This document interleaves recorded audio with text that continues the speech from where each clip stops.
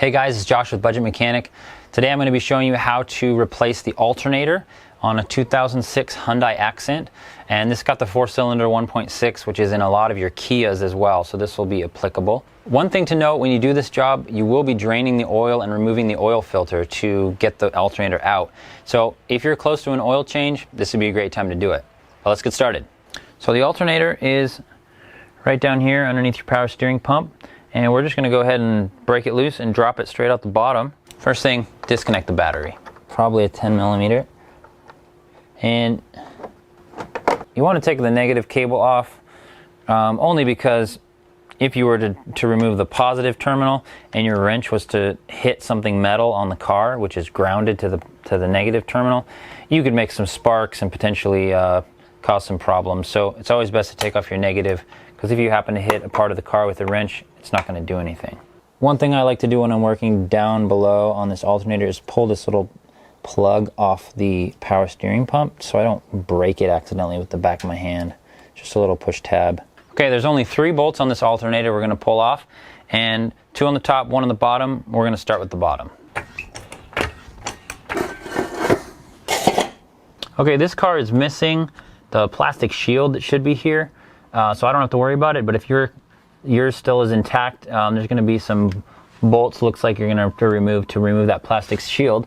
And then the alternator is right here above your oil filter, and there's one 12 millimeter nut that the alternator pivots on that we're going to loosen first. And we're just going to loosen it so that the alternator is able to pivot and we can get the belt off up top.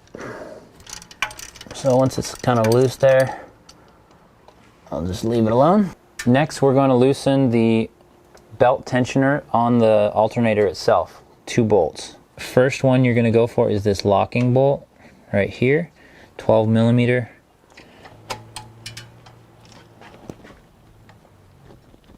For now, I'm just going to loosen it, not take it out all the way. Then I'm going to move to this tensioner bolt right here, and this is going to actually release the tension from the alternator belt. So now once that bolt is loose enough, I can actually pull it up out of the little groove. So that will enable you to flip this belt right off the alternator. So before we take all these bolts all the way out and drop the alternator, we need to disconnect these wires. The first of which is a plug right here on the top. It's got a tab towards the radiator fan. You just push it in and it comes right out. Tab right there on top. So then the second is the power wire, which is bolted on underneath this plastic cap, 12 millimeter nut. And this is why you don't want to do this after the alternator is loose, because it's so hard to break loose a tight nut when it's floating in space. So you want to do it while it's still bolted in.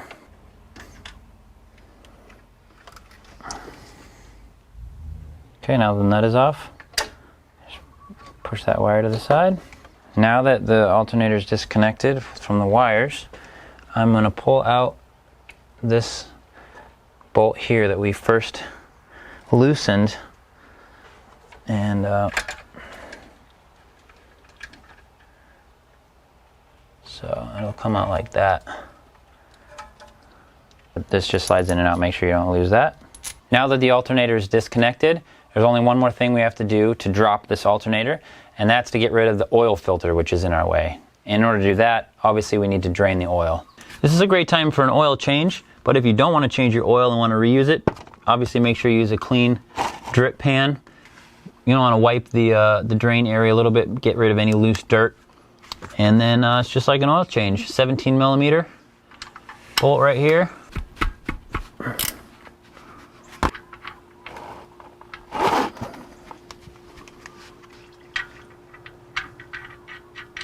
I've learned to always tighten up the plug if I ever put it in, so that I don't forget that I only finger tightened it and then drive away. I'm going to move my pan over. I'm going to reuse that later. Okay, now that we got the filter out of the way, I'm just going to cut this little zip tie holding these wires at the bottom of the alternator. Oh, nice. It actually unclipped, which is great. The bracket that the alternator's sitting in right here is actually slotted on the top, so you can pull the alternator up and out of that slot without removing this bolt. Unless this is a really tight fit for you, sometimes you might need to pull the bolt out and get a pry bar in there and pry it forward. Just a little wiggle and lifting upwards, and there it comes.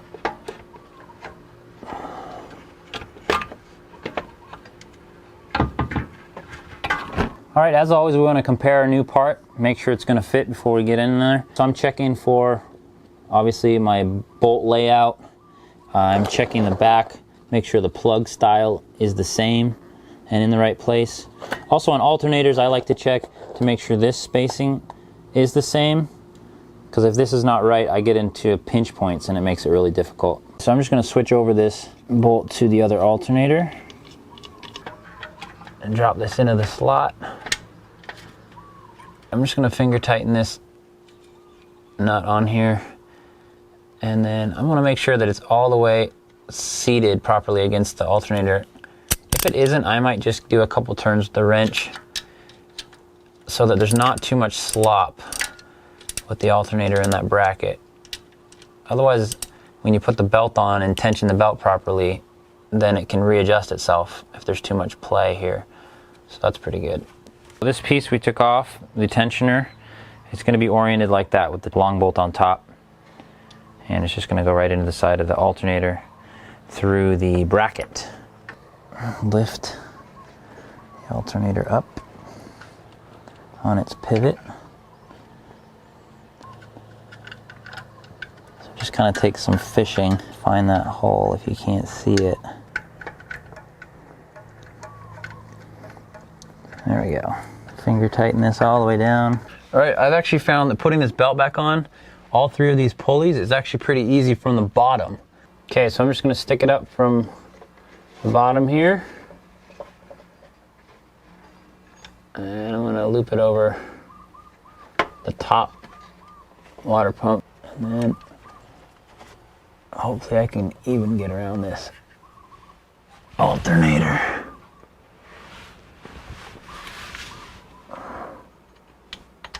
Bam!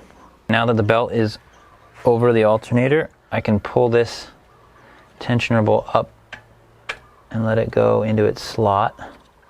Might have to back it out a little bit so it falls in its little slot here. And then I'm just going to finger tighten that as much as I can, starting to put tension on the belt. So as I'm tightening this tensioner bolt, I've got this long screwdriver pressing on the belt in between the crankshaft pulley and the water pump in the back here, and I'm just kind of testing as I go the tension, and I want it to end up at that point between those two pulleys. I want it to be kind of firm, but I don't want it to be rock hard so that where there's no movement. So I want there to be a little bit of give, but not a big springy bounce. And then ultimately, if you start up the car and it's squealing, you know it's too loose. But you want to avoid over tightening because you'll wear out the bearings a little faster on your pulleys. Now that our tensioner is where we like it, we're going to lock it in place with the locking bolt and firm that right up. And that's going to hold that in place. Throw that over the bolt, get our nut on there. You kind of want to wiggle it a little bit as you're tightening that nut down. Okay, finger tight. Checking again, make sure it's kind of seated on there properly. You could also do this from the bottom if you wanted to. And just snug it on there. Get this plug in here and then click it into place. And then last one, I'm going to replace that power steering plug. Last bolt on the alternator. I'm going to come down here and just cinch this guy up. Don't need to get too crazy on it. It's not that big of a nut. You don't want to break it. So the alternator is locked in position. It's also a good time to check your belt tension to make sure it didn't adjust when you tightened up your last two bolts. You can kind of push it right here between the alternator and the crank. Just push it in the middle and it should have a little give to it. You should be able to kind of pull the belt, rotate it, but you shouldn't be able to rotate it so that you can see the bottom all the way. Like, that's a pretty good tension there. So we're going to put this filter back on. Before I do, we've kind of been messing around a lot in this area, so you just want to make sure that this filter surface is clean of chunks that would make your filter leak. Oil filter back in.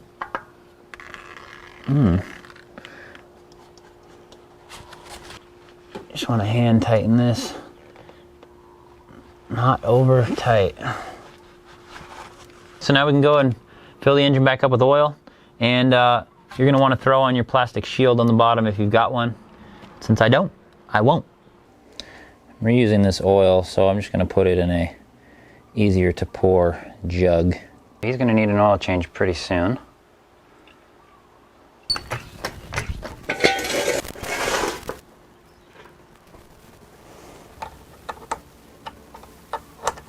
So that wasn't too bad, right? I do recommend, however, once you get the new alternator in, give it a check. I have made a video on how to do this. You can check out the link in the description. But hopefully this was helpful. Thanks for watching. If you haven't already, do subscribe, and we'll see you next time.